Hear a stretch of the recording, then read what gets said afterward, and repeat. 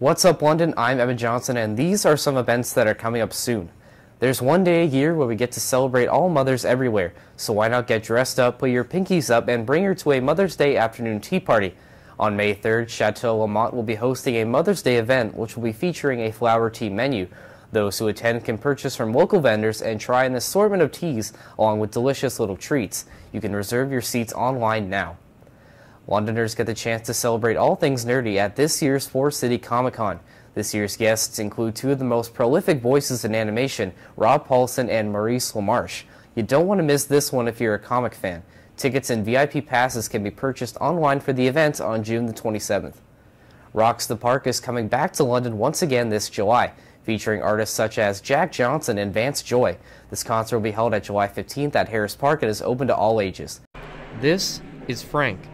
Frank is a one-year-old lab mix who is just brimming with energy, even for someone with only 3 legs. Pretty much as soon as the medication wore off from the surgery, he was on the run. Frank lost his leg after suffering from nerve damage that paralyzed his front left leg. Despite this seeming like a major setback, foster mom Elizabeth Grace says he still has a spring in his step. He's very mobile. I have to run to keep up with him on our walks. After spending some time in a shelter at Walpole Island, he's now in the hands of a local rescue operation. The Animal Rescue Foundation, or ARF, is a local nonprofit that specifically works with First Nations and rural communities to find homes for stray animals. I would say we probably bring in about 100 dogs and maybe 75 cats over the course of a year. Wiseman adds that it's really special to see the transformation some animals undergo. And seeing her transform from that very, very timid, very scared, shut down dog into this goofy, playful thing that she is now is just so rewarding that I can't imagine doing anything else. Small pop-up events like this one at the London's Children's Museum are key for finding animals like Frank their forever homes. He's just a very happy, content dog.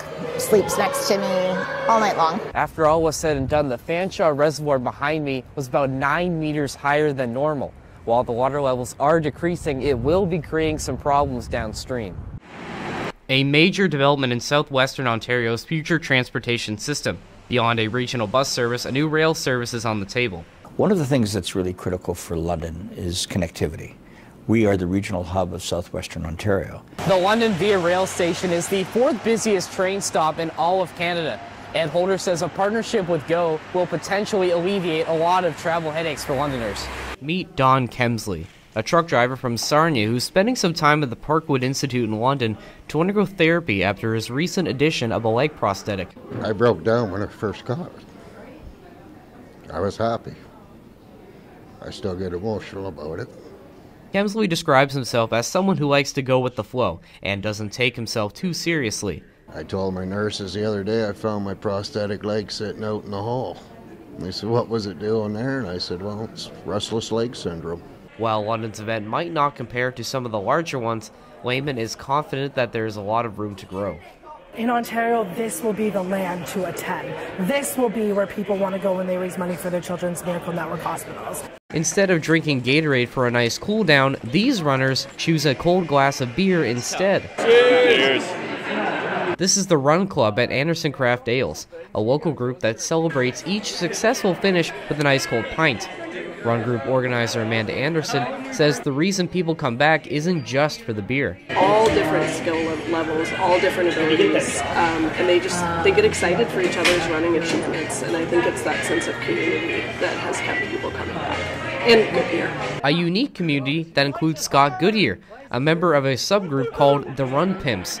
Goodyear explains why him and his friends wear strange get-ups week to week. Once we started completing races and going after some challenges, we started adding to the ensemble. So then whoever kind of completes something really cool, whether it's a tough run or something like that, and we usually add to the ensemble, and then the next guy has to wear it. For him, it's also about more than just beer. Met a lot of good people that I literally just met from coming here, so lots of new people keep showing their faces around here, and it kind of keeps growing, so it's been a lot of fun.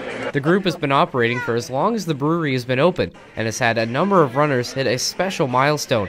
The latest of those is Andrea Illis, who just completed her 100th run with the club. It's pretty amazing. I'm I'm loving coming here, and there's a run club every Wednesday. So that means I've been coming here, and I've done 5Ks or 2.5Ks, and it's just an amazing feeling. It's a good achievement. Illa says that the journey to 100 runs was one she never expected to go on. I think it's a goal now for so many people here that, yeah, we got to come and we have to get on the 100 flag there. When asked about the future of the group, Anderson says she's comfortable with where everything stands right now. I think we lose that sense of community. I like the size that it is now, so that most people who come often know the other people who come often. For FNN, I'm Evan Johnson.